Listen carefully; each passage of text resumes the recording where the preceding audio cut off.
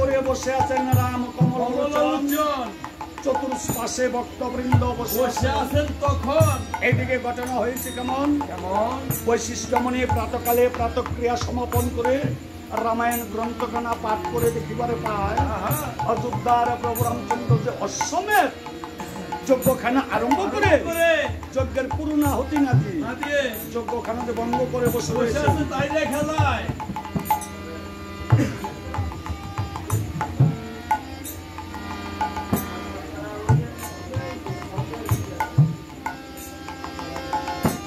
তাই বৈশিষ্ট্যমণি ভাবে মনে মন আমি যদি কার্যটি না ঘটাই তাহলে গোসাবের গুঞ্জন।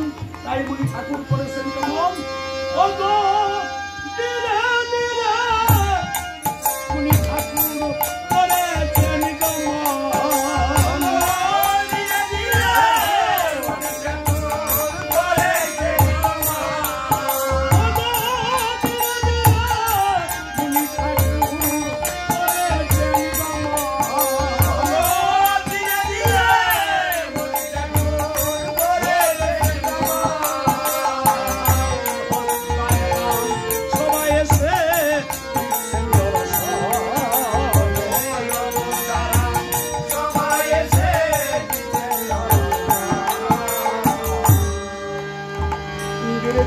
ঠাকুর করেছেন অযোধ্যায় রাম সবাই এসে আমার প্রভু রামচন্দ্র মুনিকে দেখে পদ্মর্গে বন্দিলেন চরণ, বসতে দিলেন একখানা সুবর্ণের আসন। আসন দিয়ে বললেন গো মুনি ঠাকুর, মুনি ঠাকুর আপনি আসন গ্রহণ করেন। বৈশিষ্ট্যমণি বললেন রামচন্দ্র আমি তোমার অযোধ্যায় বসতে আসি না। কেন কেন ওই যে তুমি গতকাল অশ্বমের যজ্ঞখানা আরম্ভ করে যজ্ঞের পূর্ণাহুতি না দিয়ে যজ্ঞখানাকে ভঙ্গ করে বসে রয়েছ, তাই তোমার অযোধ্যা পরিখানা এখনো পাপাচ্ছন্ন রয়েছে, পাপে পরিপূর্ণ রয়েছে। আমি তো বসবই না, তোমার অযোধ্যায় কোনো মনোগ্রাম বসিবে না। প্রভু রামচন্দ্র বলেন আচ্ছা মুনি ঠাকুর বলেন ও মুনি তাহলে আপনি বলুন তো আমি কি কাজ করলে এই পাপ হতে নিষ্কৃতি লাভ করতে পারবে? পুনরায় বৈশিষ্ট্যমণি বলেন রামচন্দ্র তুমি অশ্বমেধ যজ্ঞের পূর্ণাহুতি পূর্ণ করো, তাহলে তুমি পাপ হতে নিষ্কৃতি লাভ করতে পারবে। প্রভু রামচন্দ্র বললেন গো মুনি ঠাকুর আপনি তো জানেন না আমি অশ্বমেধ যজ্ঞের পূর্ণাহুতি পূর্ণ করবো বলে পূর্বে একটি অশ্ব ছিলেন, সেই অশ্বটি চতুর্দিক জয় করে ওই তমসা নদী পাড়ি দিয়ে বাল্মীকি মুনির তপবনে যে দুটি শিশুর হস্তে অশ্বকেনা হয়েছিল হয়েছিল গুরুতর ভাগ্য ভালো ছিল বাল্মীকি মুনি উপস্থিত ছিলেন, নতুবা আমার রঘু বংশ একেবারে ধ্বংস হয়ে যেত। তাই মুনি ঠাকুর বলেন আমি অশ্বমেধ যজ্ঞের পূর্ণাহুতি পূর্ণ করতে পারবো না। পুনরায় বৈশিষ্ট্যমণি বলেন কি রামচন্দ্র তুমি অশ্বমেধ যজ্ঞের পূর্ণাহুতি করবে না, তাহলে আমি কি বলতেছি তুমি পুনরায় একটু রক্ষা করে শ্রবণ করো। আরম্ভ কর্ম করে বিনা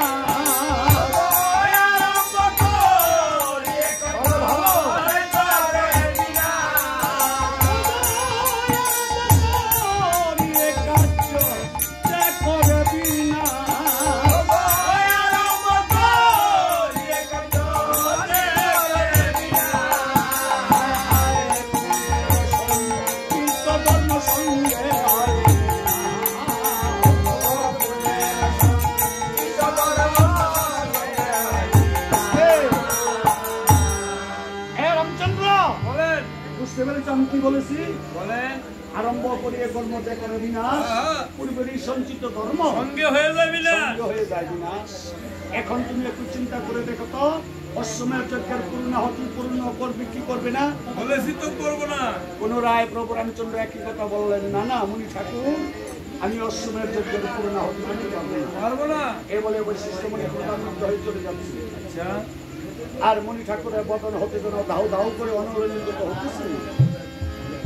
ইতিমধ্যে লক্ষণটা করবো প্রভু আমরা এমন সূক্ষ্ম পবিত্র সূর্য বংশে জন্ম নিয়েছি, এমন সূক্ষ্ম পবিত্র সূর্য বংশের জন্ম নিয়ে আমরা কি একটি কাজ পূর্ণ করতে পারবো না? প্রভু ওই যে দেখুন মুনি ঠাকুর যে রাগান্বিত হয়ে চলে যাচ্ছে আর মুনি ঠাকুরের বদন হতে যেভাবে অনলঙ্কিত হয়ে এখন যদি মুনি ঠাকুর আমাদেরকে অভিসম্পাদ করে আমরা তো একেবারে করে বসে যাব। আসুন প্রভু, আমরা সকলেই সম্মিলিত হয়ে এই অশ্বমের যজ্ঞের পূর্ণাহুতি পূর্ণ করি। লক্ষণের কথা শুনে প্রভু রামচন্দ্র বাবু মনে মন স্নেহের ছোট ভাই লক্ষণ সত্য পর্যন্ত বলেছেন। পুনরায় প্রভু রামচন্দ্র লক্ষণকে বললেন, যাও ভাই লক্ষণ, ওই যে মুনি ঠাকুর চলে যাচ্ছে, যাও তুমি যে মুনিকে নিয়ে আসো, আমি অশ্বমের যজ্ঞের পূর্ণাহুতি পূর্ণ করব। প্রভুর বাক্য পেয়ে লক্ষণ ঠাকুর দ্রুতগতিতে করেছে ভ্রমণ। রাস্তায় বশিষ্ঠ মুনির নিকটে যে দর্শন, মুনি ঠাকুরের নিকট যে মুনিকে প্রণাম করে বললেন, মুনি ঠাকুর বলেন, মুনি ঠাকুর আপনি আসুন, আমরা সকলেই সম্মিলিত হয়েছি এই অশ্বমের যজ্ঞের পূর্ণাহুতি পূর্ণ করব। এই কথা বলে লক্ষণ ঠাকুর মুনিকে নিয়ে পুনরায় ধীরে ধীরে করেছে ভ্রমণ। আচ্ছা, আমার প্রভু চক্ষমণ্ডপের সম্মুখে এসে দিচ্ছেন দর্শন। আমার প্রভু বৈশিষ্ট্য মুনিকে দেখে আমার প্রভু রামচন্দ্র পুনরায় পদ্মর্গে বন্দিলেন চরণ, বসতে দিলেন একখানা সুবর্ণের আসন। সুবর্ণের আসন আসন দিয়ে বলেন, মুনি ঠাকুর বলেন, মুনি ঠাকুর আপনি আসন গ্রহণ করুন। Sit down please. Sit down please. এই দেন না বাইরে কত দূরে বসে শীতের রাত্রে বসে টাকায় বসতো আর কি। যে মুনি ঠাকুর আপনি আসন গ্রহণ করুন। বৈশিষ্ট্য মুনি রামচন্দ্রকে আশীর্বাদ করে আসন গ্রহণ করলেন। এবার প্রভু রামচন্দ্র এখন আপনি বলুন তো, অশ্বমের যজ্ঞের পূর্ণাহুতি পূর্ণ করতে হলে আমাদের কি কি লাগবে এবং কি কি করতে হবে? বিশেষ তেমন কিছু লাগবে না। 90 ছড়ি কাঁচা কলা লাগবো, 90 গুণ ঘি, 90 গুণ লাকড়ি। অযোধ্যার যোগ্য তুষায় অল্প না, আজকে দেওয়ার মতো যোগ্যতা আছে। আজকে বড় বড় বিল্ডিং বড় বাড়ি আজকে দেওয়ার মতো যোগ্যতা আছে, তাই না? নয়। বৈশিষ্ট্য মনি বললেন, রামচন্দ্র অযোধ্যায় অশ্বমের যজ্ঞের পূর্ণাহুতি পূর্ণ করতে হলে বিশেষ তেমন তুমি কিছু লাগবে না। প্রথমে তোমার 10 দিক নিমন্ত্রণ করতে হবে। বুঝতে পেরেছ? অযোধ্যায় অশ্বমের যজ্ঞের পূর্ণাহুতি করতে হলে বিশেষ তেমন কোনো কিছু লাগবে না। প্রথমে তোমার 10 দিক নিমন্ত্রণ করতে হবে। পূর্ব, পশ্চিম, উত্তর, দক্ষিণ, ঈশান, বায়ু, অগ্নি, নদী, ঊর্ধ্ব, এই 10 দিক করতে হবে নিমন্ত্রণ। আর শুনো, নিমন্ত্রণ দিয়ে আসবে তো স্বর্গের দেবগণ, মত্তদামের 60,000 মুনি ব্রাহ্মণগণ, পাতালের দক্ষর কন্যা কোমর কিন্নরগণ, সকলকে বসতে দিতে হবে। সুবর্ণের আসন করাতে হবে। দুজন দিতে হবে।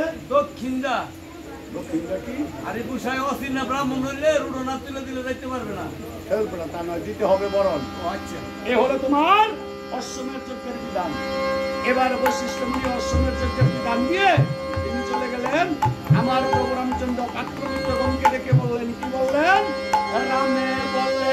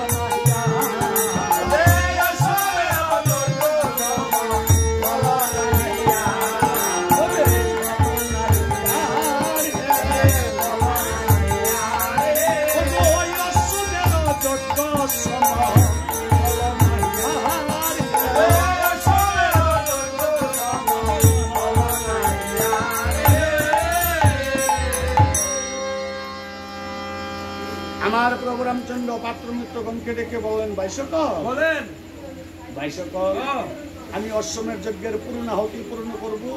এবার বলো তো ভাই, তোমরা কোন কাজের ভার নিবে? আপনি বাবুকে দেন গোসাই।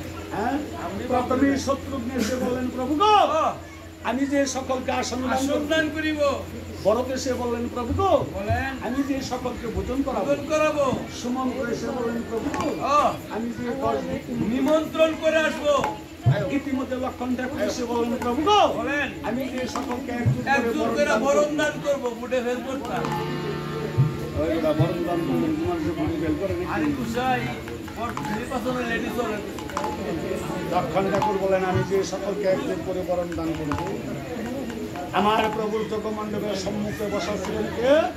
ওই পবনের পুত্র হনুমান। হনুমান প্রভুর নিকট হতে উঠে একটু দূরে যে মলিন বদনে বসে মনে মনে চিন্তা করলেন। কি চিন্তা করলেন? হনুমান দূরে যে মলিন বদনে বসে মনে মনে চিন্তা করলেন, সকলের কাজ বেছে বেছে নিয়েছে।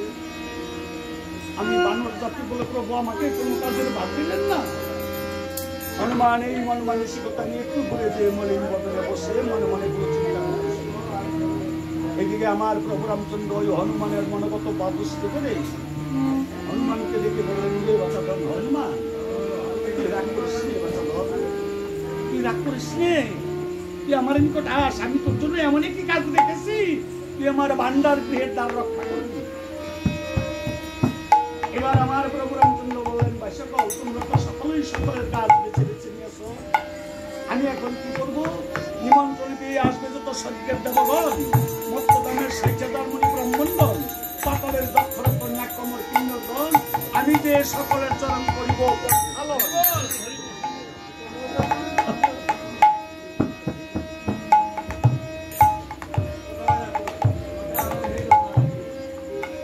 এ বলে আমার প্রভু রামচন্দ্র কি করলেন? এখানে অশ্বমের যজ্ঞের নিমন্ত্রণ পত্র লিখে ওই যে সুমন্ত্র 10 দিন নিমন্ত্রণ বার নিয়েছে, সুমন্ত্রকে ডেকে বললেন, সুমন্ত্র এই পত্রখানা নিয়ে তুমি 10 দিন নিমন্ত্রণ করে আসো। প্রভুর বাক্যকে সুমন্ত্র কি করলেন? আমার প্রভুকে প্রণাম করে পত্রখানা হস্তে নিয়ে নিমন্ত্রণের জন্য চলে যাচ্ছেন। ওরে সুমন্ত্র চলে যায় রে,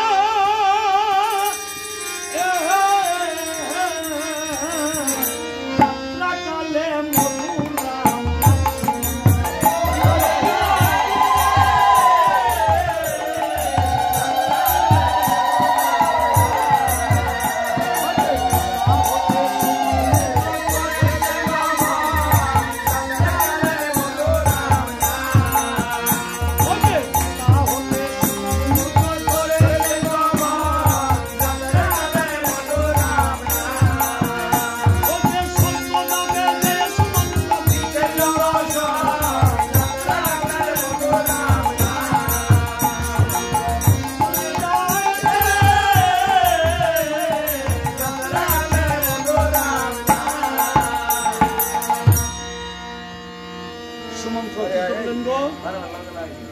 প্রথমেই পত্রখানা নিয়ে ওই স্বর্গধাম চলে গেলেন।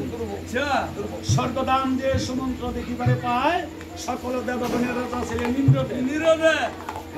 সকল দেবগণকে নিয়ে রাজসভা করে বসেছেন।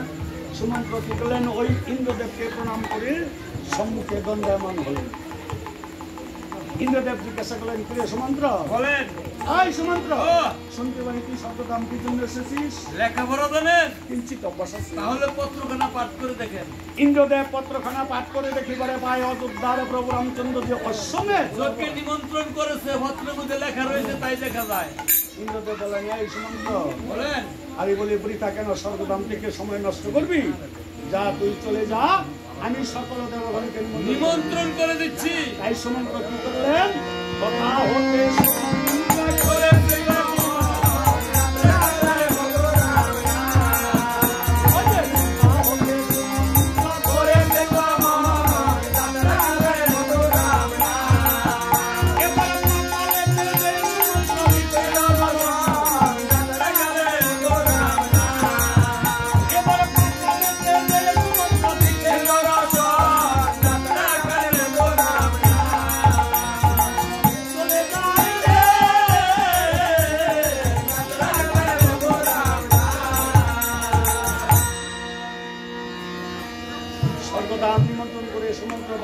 চলে গেলেন, পাতালে চলে গিয়েছে। ওই পাতালে চলে গেলেন।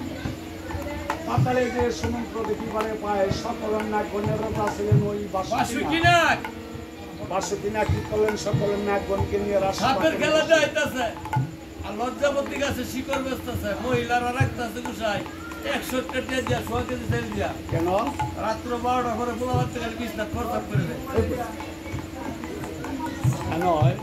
সকলের নাগগণের রাজা ছিলেন বাসুকিনাগ। সকলের নাগগণকে নিয়ে ওই বাসুকিনাগ সভা করে বসে হলেন। আচ্ছা এবার সুমন্ত্র জিজ্ঞাসা করলেন, হ্যাঁ মাফ করবেন, বাসুকিনাগ জিজ্ঞাসা করলেন, কি রে সুমন্ত্র? বলেন। এই সুমন্ত্র, ও শুনতে পারি তুই পাতালে কি জন্য এসেছিস? লেখাপড়া জানেন? কিঞ্চিত বসেছিস। তাহলে পত্রখানা পাঠ করে দেখেন। বাসুকিনাগ পত্রখানা পাঠ করে দেখি বলে পায় অযোধ্যার প্রভু রামচন্দ্র যে অশ্বমে যজ্ঞের নিমন্ত্রণ করেছে, পত্রের মধ্যে লেখা রয়েছে, তাই দেখা যায়। বাসুকিনাগ বলেন, এই সুমন্ত্র, ও আরে বলি পরীক্ষা কেন পাতালের দিকে সময় নষ্ট করবি? বুড়ো অন্ধকার জগৎ, পাতাল নাকি অন্ধকার জগৎ, যা তুই চলে যা, তুই চলে যা, আমি সকলের নাগগণকে নিমন্ত্রণ করে দিচ্ছি। এই বলে সুমন্ত্র কি করলেন? পাতালে যে বাসুকিনাগের নিকটে নিমন্ত্রণের বার রক্ষা করে এবার ধীরে ধীরে করে সুগমন ওই মত্তদামে এসে দিচ্ছেন দর্শন। মত্তদামে এসে সুমন্ত্র এবার মনে মনে চিন্তা করলেন। কি চিন্তা করলেন? মত্তদামে দাঁড়িয়ে সুমন্ত্র মনে মনে চিন্তা করলেন, আমার প্রভু রামচন্দ্র অযোধ্যায় অশ্বমের যজ্ঞের পূর্ণাহুতি করার জন্য আমাকে পাঠিয়ে দিয়েছে 10 দিক নিমন্ত্রণ করার জন্য। তার মধ্যে আমি সর্বদাম 33 কোটি দেবতাগণকে নিমন্ত্রণ করে এসেছি, ওই পাতালে যে নাগগণকে নিমন্ত্রণ করে এসেছি। এবার এই মত্তদানে 60,000 মুনি ব্রাহ্মণ দিগকে নিমন্ত্রণ করতে হবে, সাধারণ কথা নয়। কিন্তু আমি যে এই মত্তদানে 60,000 মুনি ব্রাহ্মণ দিগকে নিমন্ত্রণ করব, আমি তো আসার সময় আমি আমার প্রভুর নিকট হতে জিজ্ঞাসা করে আসি, এই 60,000 মুনিদের মধ্যে কোন মুনি ঠাকুর শ্রেষ্ঠ, কোন মুনি ঠাকুর কনিষ্ঠ, আমি অগ্রে যে কাকে নিমন্ত্রণ করব? আমি তো আসার সময় আমি আমার প্রভুর নিকট হতে জিজ্ঞাসা করে আসি না। সুমন্ত্র এই মন মানসিকতা নিয়ে দাঁড়িয়ে মনে মনে এগুলো চিন্তা করতেছে। কিছুক্ষণ পর সুমন্ত্র ভাবে মনে মনে, আমি শুনেছি ওই 60,000 মুনিদের মধ্যে ওই লুমস মুনি নাকি অতি জ্ঞানী। আমি অগ্রে যে লুমস মুনিকে নিমন্ত্রণ করব, তারপর আমি এক এক করে সকলকে নিমন্ত্রণ করে আমি আমার প্রভুর জগমণ্ডলের সম্মুখে চলে আসবো। সুমন্ত্র এই মন মানসিকতা নিয়ে অমনি ধীরে ধীরে করেছে। লুমস মুনির নিকটে যে সুমন্ত্র দিচ্ছেন দর্শন, লুমস মুনির নিকটে যে সুমন্ত্র দেখি করে পায়, ঠাকুর কি কার্য কি করেছেন তাই মুনি ঠাকুর কি করেছেন গো? মুনি ঠাকুর ওই বনে যে বন হতে কিছু লতা পাতা এনে সেই লতা পাতা দিয়ে মুনি ঠাকুর ছোট্ট করে একখানা ঘর নির্মাণ করে নিলেন। ছোট্ট করে একখানা ঘর নির্মাণ করে মুনি ঠাকুর ঘরখানা না উঠায় তার নিকটে রেখে মুনি ঠাকুর একখানা ভাঙ্গা গোলা মাটি দিয়ে মুনি ঠাকুর ভগবানের ধ্যান করতেছে। সুমন্ত্র পেছনে দাঁড়িয়ে মুনিকে জিজ্ঞাসা করলেন, গো মুনি ঠাকুর, আপনি কি ভুল কার্য করতেছে? এই যে আপনি ঘরখানা বেঁধে আপনি ঘরখানা না উঠায় নিকটে রেখে আপনি একখানা ভাঙ্গা গোলা মাটি দিয়ে আপনি ভগবানের ধ্যান করতেছেন। শুনতে পারি মুনি ঠাকুর, তার কি কারণ? লুমস মুনির সাথে সাথে নয়ন জল ছেড়ে দিয়ে বললেন, সুমন্ত্র রে, তুই তো জানিস না আমি এই ঘরখানা বেঁধে আমি কি ভুল করেছি। সুমন্ত্র রে, এই ঘরখানা বাঁধতে আমার যতক্ষণ সময় অতিবাহিত হয়ে চলে গিয়েছে রে, ততক্ষণ সময় যদি আমি আমার ওই দেহগুণের মন মহাজনকে ডাকতে, হয়তো আমার এই ক্ষুদ্র মানব জীবনটা সার্থক হয়ে যেত। তাই আমি ঘরখানা বেঁধে বড় ভুল করেছি। ঘরখানা না উঠাই আমি আমার নিকটে রেখে আমি একখানা ভাঙ্গা খোলা মাটি দিয়ে আমি আমার প্রাণ গোবিন্দের ধ্যান করতেছি। সুমন্ত্র রে, এই যে আমার হারের বন্ধন গড়খানি, চামড়ের ছাউনি, ৭২,০০০ দিয়েছেন আমার দেহ গড়ের খিচুনি, ১৪ পোয়া চালের মাপ, মারুল অর্ধ ভাগে, 2 খুঁটিতে গড়খানি আমার কি সুন্দর ভাগে, পূর্ব পশ্চিম গড়খানি, উত্তর দক্ষিণ ফাঁক, ঘরে প্রবেশিতে আছে আমার পূর্ব দিকে দ্বার, সদর দরজা দিয়ে মালগাড়ি চালায়, তার উপর 2টি দরজা মানুষ আসে যায়, আর 2টি দরজা আমার দেহগড়ের পশ্চিম চান্দুয়ারি, আমার দেহের যত মালামাল সবকিছু বাহির করি, তার উপর 2টি বাতি জ্বলছে নিরন্তর, মণিপুরে বসা আছে আমার ঘরের কারিগর, ডাইনে বামে কুদার দিয়ে টেলিগ্রাম চালায়, ঘরে বসে মন মাহাজুর দেশের খবর পায়, রচিয়ে ঘরখানি আপনি হলেন পোলা, বাইরে থেকে সে করে আমার কে দিয়েছে তালা। সুমন্ত্র রে, এসে আমার দেওয়া করে গুপ্ত তালা রে, এই তালাটা আমার যেদিন শুকে যাবে সেদিন আমার ওই মাটির ঘরে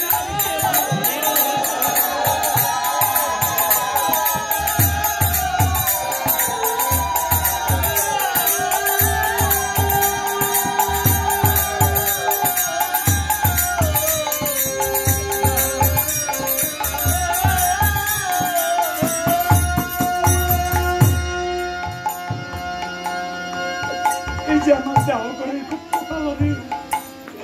সুমন্ত্র, এই তালাটা আমার যেদিন শুকে যাবে সেদিন আমার এই মাটির ঘরে আর কে বাস করবে, সেদিন যেন আমার ওই মাটির ঘর মাটিতে লয় হয়ে যাবে। সুমন্ত্র রে, বাবারে, ঘনভঙ্গুর দেহ নিয়ে পৃথিবীতে জন্মগ্রহণ করেছি, আমি আবার ক্ষণকাল পর চলে যাব, তাই আমি আমার দেহের জন্য কোনো কিছুই করতে পারলাম না।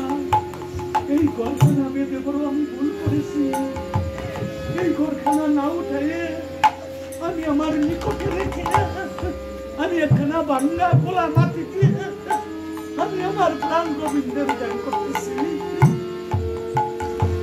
সুমন্ত্র রে, আমরা তো এই জড়জগতে এসে শুধু আমার আমার করতে করতে আমাদের দিনগুলো অতিবাহিত হয়ে চলে যাচ্ছে। আমার ছেলে, আমার মেয়ে, আমার বাড়ি, আমার গাড়ি, শুধু আমি তো নিয়ে বেঁচে আছি। একবারও একটু চিন্তা করে দেখলাম না, ক্ষণকালের জন্য এসেছি, ক্ষণকাল পর চলে যেতে হবে। শুধু আমার আমার করতে করতে এই দিনগুলো অতিবাহিত হয়ে চলে যাচ্ছে। তাই বলি রে সুমন্ত্র,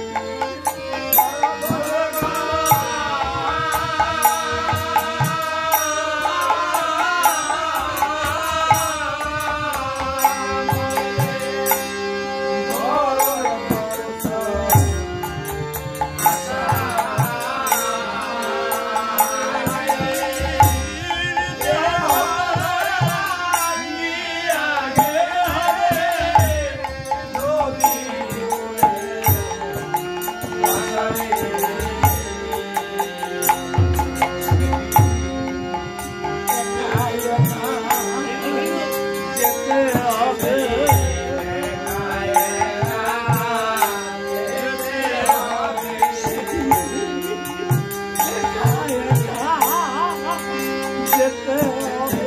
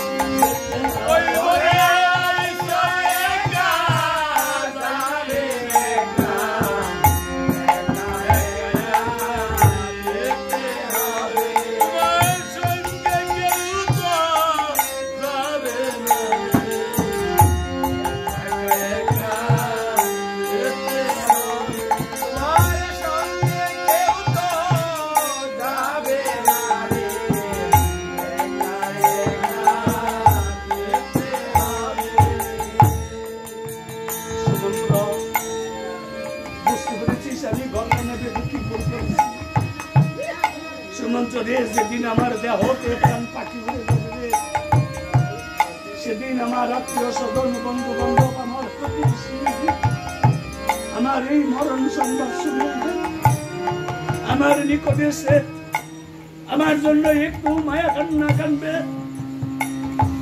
কিছুক্ষণ পর একজন আরেকজনকে ডেকে ডেকে বলবে, কি রে ওই মৃত কায়ের প্রতি আর স্নেহ করে কি ভালো হবে? দেখ বেলা প্রায় অবসান হয়ে আসছে, এই মৃত কায়ের সৎকার করতে হবে না? সুমন্ত রে বাবা রে, তখন এর আমার জন্য কি করবে তুই জানিস? কি করিবে?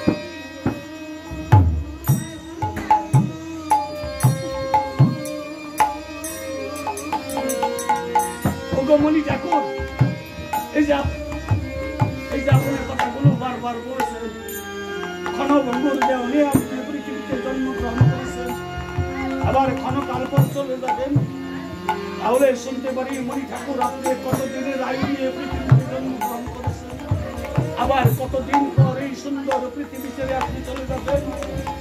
শুনতে পারি মণি ঠাকুর আপনার আয়ুর পরিমাণটা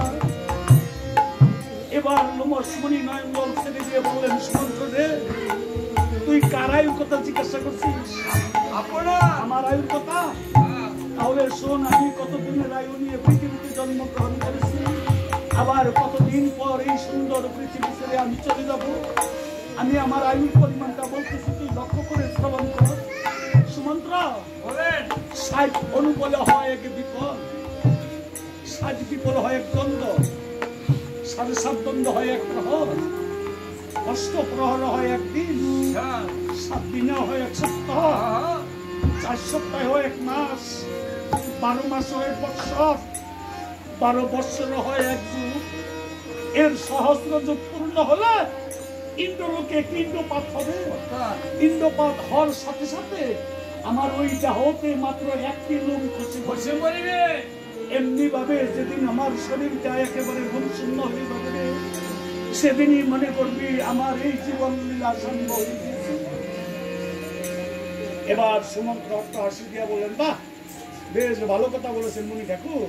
ও মণি ঠাকুর, তাহলে তো আপনার আয়ুর পরিমাণটা একেবারে অতিরিক্ত। কখন জানি মারা যান। এই মণি ঠাকুর, আপনার সমস্ত শরীর জুড়ে দেখছি লুমে ঢাকা, আপনার বক্ষস্থলে দেখছি লুম শূন্য। এখানে ঠাডা বলছি রে সুমন্ত্র। হাই বেটা, মানুষের গায়ে ঠাডা বলে কি উসাই মানুষ বাঁচতে পারে গো? যেটা পিছলা যায়। লোমসমণি উত্তর দিলেন, সুমন্ত্র শোন, আমার বক্ষস্থলে ঠাডা পড়ে নাই, আমার এই বক্ষস্থল হতে